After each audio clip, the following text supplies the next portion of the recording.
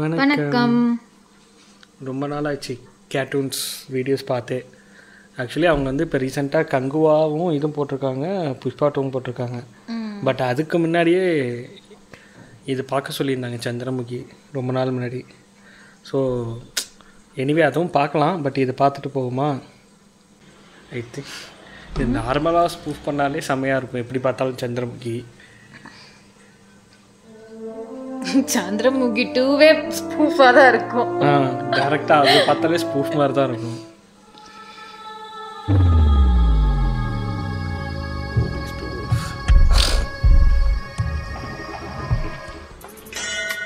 ஐயா இவர்தான் என் மாப்பிள்ள செந்தில்நாதன், பெரிய இன்ஜினியர். பெரிய இன்ஜினியரா? எவ்வளவு பெரிய இன்ஜினியரா இருந்தா என்ன? கடைசியில welcome back to my YouTube channel. மறக்காம மணி அடிச்சுட்டு போயிருங்க. அதானே எவ்வளவு பெரிய காமெடி பண்ணிருக்காப்ல தக்காளி. இவனுக்கெல்லாம் கொரோனா வந்து தொலைய மாட்டேங்குது. என்ன பாபா இதெல்லாம்?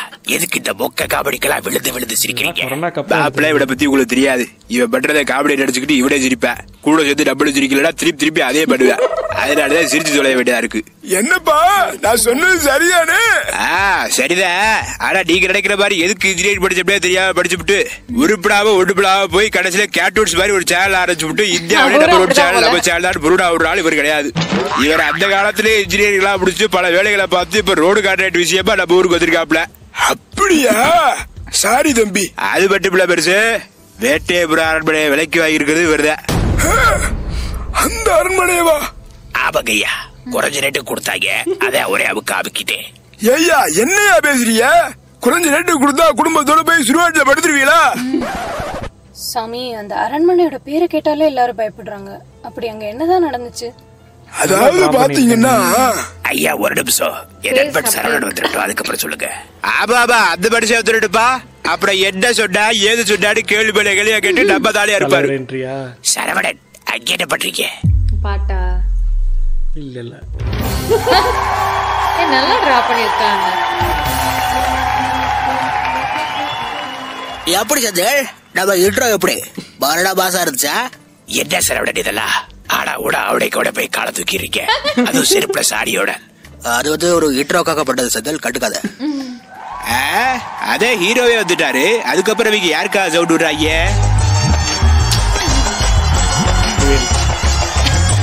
லிப்ஸ்டிக்லாம் போட்டு விட்டுருக்காங்க. ஒரு நிமிஷம். ஹாய் ஜெயா குட்டீஸ், எல்லாரும் எப்படி இருக்கீங்க? நல்லா இருக்கீங்களா?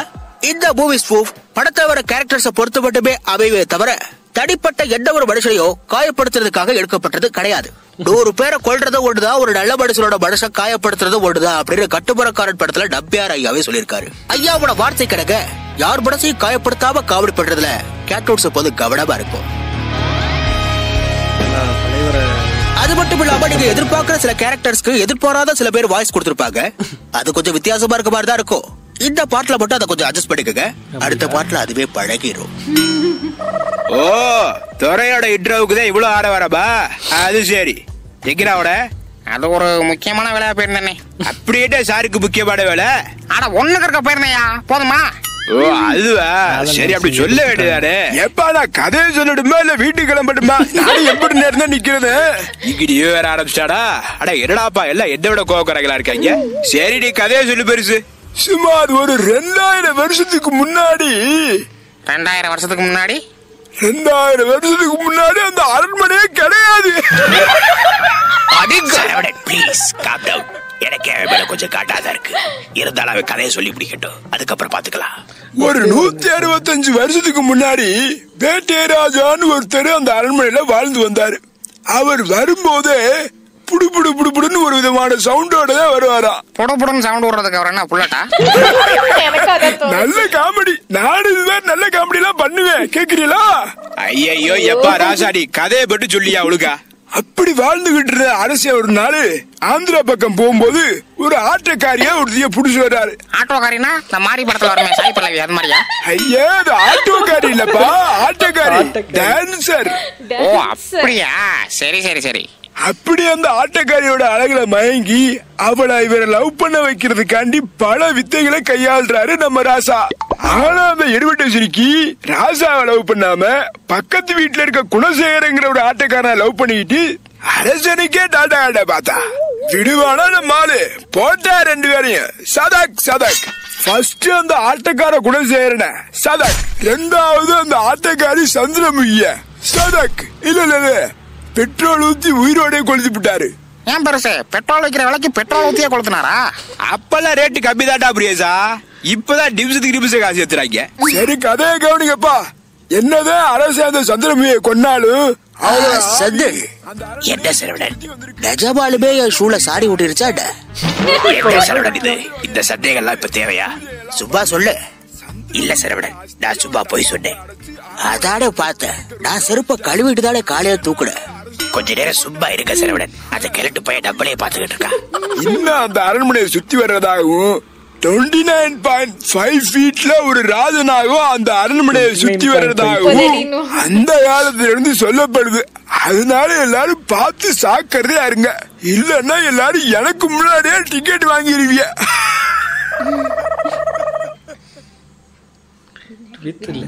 முருகேசா, தடி ஒரு மனிதன் தூக்க முடியவில்லை எனில் இந்த ஜெகத்திலேயே அழுத்திடுவோம்னு ஒருத்தர் சொல்லிருக்காரு.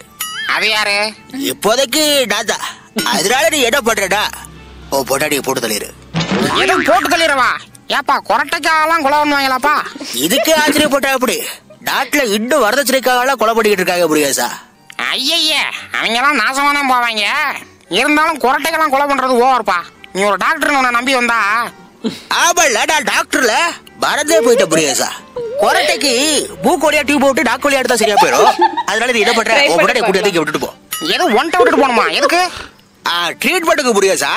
இல்ல பரவாயில்ல இருக்கட்டும், அவ கொரட்டை விட்டாலுமே நல்லா தான் இருப்பா. நான் பாத்துக்கிறேன். எங்க சுத்தினாலும் அவள்கிட்டே வந்து நிக்கிறானே. என்ன முருகேசா பண்றது, அழகான பொட்டாடியை கட்டி தொலைச்சிட்டிய. கண்டுபிடிச்சிட்டியாதீங்க, மனசுல கூட நினைக்க முடியல. சரிப்பா, பேய் இருக்கா இல்லையா பாத்துருக்காங்களா பாக்கலையா? நம்பலாமா நம்ப கூடாதா? என்ன முருகேசாடி கல்யாணம் பண்ணி பொட்டாட்டியை கூடவே வச்சுக்கிட்டு பேய் இருக்கா இல்லையான்னு கேக்குற? அது என்னமோ வாஸ்தவம். இருந்தாலும் நான் கேக்குறது வந்து நெச பேய. அது நான் எப்படி சொல்றது? இல்ல பேய் வர்றதுக்கு ஏதாச்சும் அறிகுறி இதுவா இருக்கா? இது வேணா சொல்லலாம். பேய் வர்றதா சில அறிகுறிகளை வச்சு கண்டுபிடிக்கலாம் முருகேசா. அதாவது பாத்தீங்கன்னா தூரத்துல ஒரு நாய் வந்து அப்படி கத்துவான் தானே. அது எப்படி உனக்கு தெரியும்?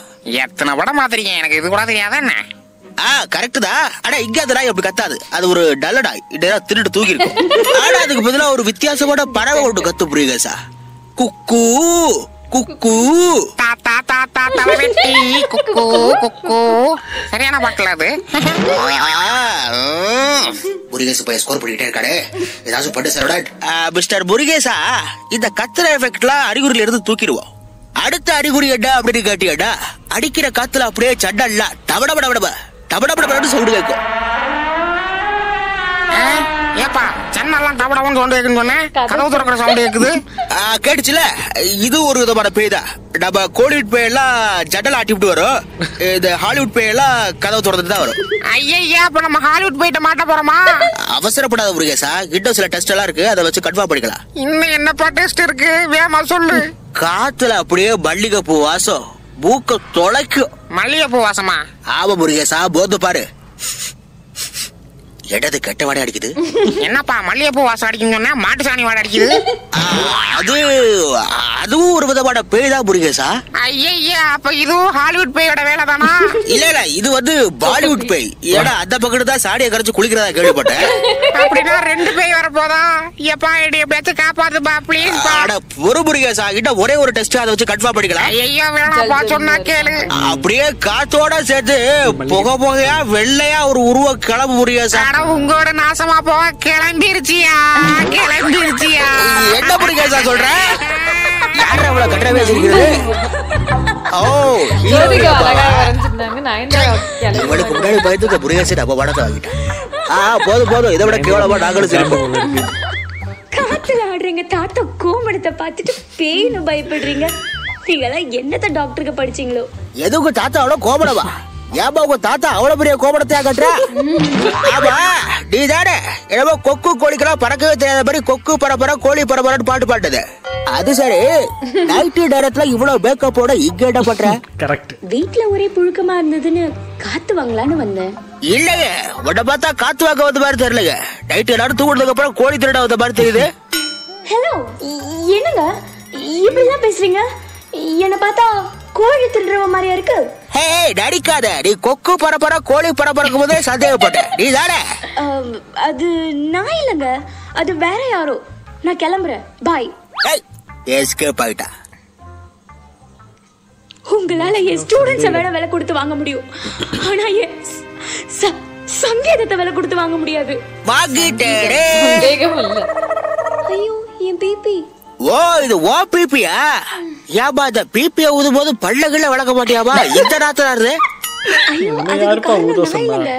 நேத்து ராத்திரி எங்க தாத்தா தான் எடுத்து ஊதிட்டு இருந்தாரு. அதுவா இருக்குமோ? எது உங்க தாத்தாவா? அட கருமப, அந்த ஆளுக்கு இருக்கிறது வாயால குப்பை ஓட்டியா? தாத்தாவே நாத்த தாக்க முடியாம ஓடி போயிரு போல இருக்கு. டாபிக் மாத்தாதீங்க. சங்கீதம்ங்கிறது சரஸ்வதி மாதிரி. நடுவுல நல்லா தான பேசணும். பணக்காரங்களுக்கு ஒரு போதும் வராது, அதெல்லாம் ரத்தத்திலே ஊறி இருக்கணும். போதும் போதும், கொஞ்சம் புராணத்தை நிப்பாட்டியா? இப்போ உனக்கு என்ன இந்த பிபி தானே வேணும்? எடுத்துட்டு போ. ஆனா போது மட்டும் பாத்துறாத. நீங்க தொட்ட இந்த பிபிய நான் ஒரு போதும் தொட மாட்டேன். அது இந்த பிபி மேல சத்தியம். திந்தோம் திந்தியும் தோந்தானே. யார் அது? குந்தானி திந்தோம். இவரா? திந்தோம் திந்தியும் தோந்தான குந்தானி திந்தோம் திந்தோம் தொந்தியும் தோந்தான பிரியாணி தின்னோம். பிரியாணி பொம்மி ஏ பொம்மி திக்கி திக்கி விக்கி விக்கி முக்கி முக்கி முக்குவதும் இசைதானே.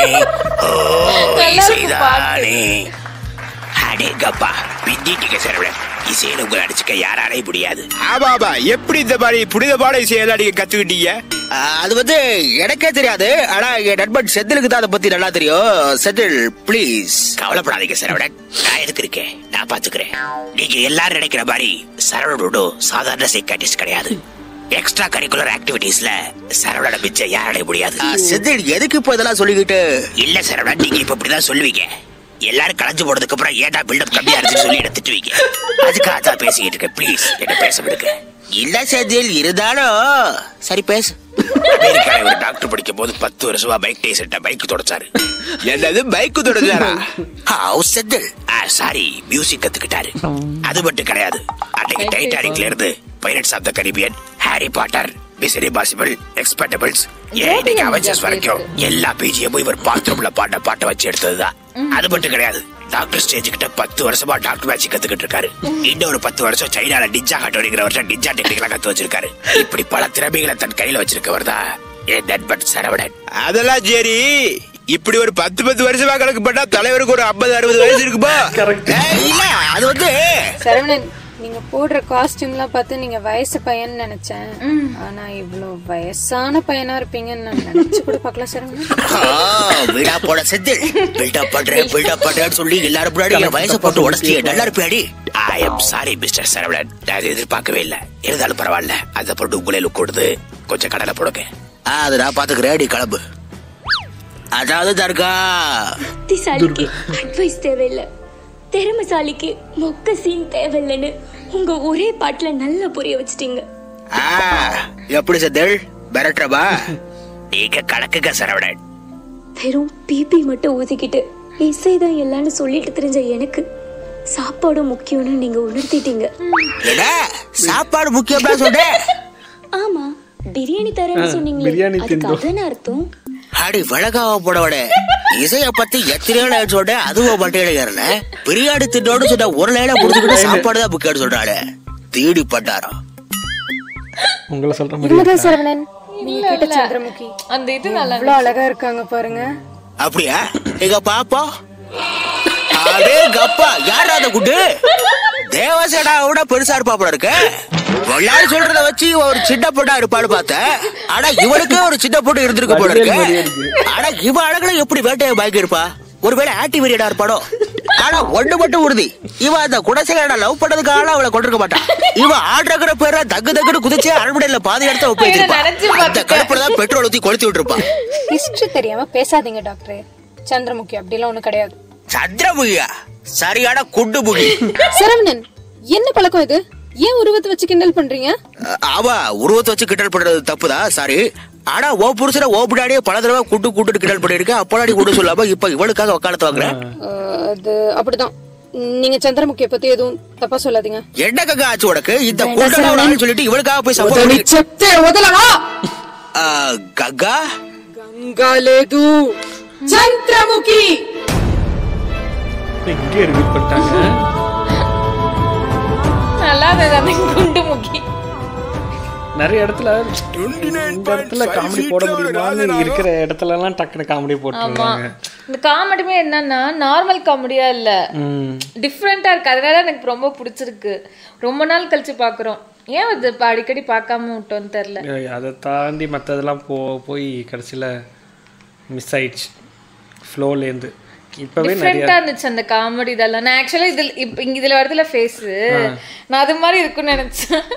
அதை பார்த்தோன்னே எனக்கு சிரிப்பு வந்துடுச்சு. அதை காட்டிட்டு வேற ஏதாவது இல்லை காமெடி வைப்பாங்கன்னு நினைச்சேன். பட் அந்த ஃபோட்டோலேயே காமெடி வச்சு அதுலேருந்து லிங்க் எடுத்து எனக்கு ஃபோட்டோ மாதிரியே இருந்துச்சு. நல்லா குண்டு குண்டுன்னு. அதுக்கு தான் உழுந்து சிரிச்சிக்கலாம்.